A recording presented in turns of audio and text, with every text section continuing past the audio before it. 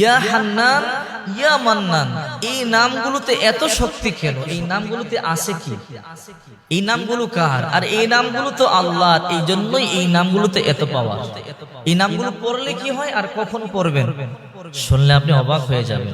ইয়া হান্নান, অধিক স্নেহশীল, ইয়া মান্নান, অধিক দয়ালু, অধিক দাতা।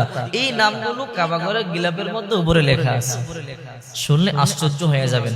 আবু দাউদ শরীফের একটা হাদিস আছে, 1495 নম্বর হাদিস। ইয়া মান্নান, অধিক দয়ালু, যিনি চাওয়ার আগেই প্রয়োজন মিটায় দেয়। যখন আপনার কোনো কিছু প্রয়োজন হবে তখন আপনি এই নামগুলো ধরে যদি আল্লাহকে ঢাকতে পারেন, বিশ্বাস করেন আল্লাহ পাক আপনার প্রয়োজন পড়ার আগেই আপনার প্রয়োজন আল্লাহ মিটায় দিবেন। মনে করেন আপনার চাকরি দরকার, 1 সপ্তাহ পরে, এর আগে আল্লাহ আপনার চাকরির ব্যবস্থা করে দিবে। আপনার ভিসা দরকার 1 মাস পরে, এর আগে আল্লাহ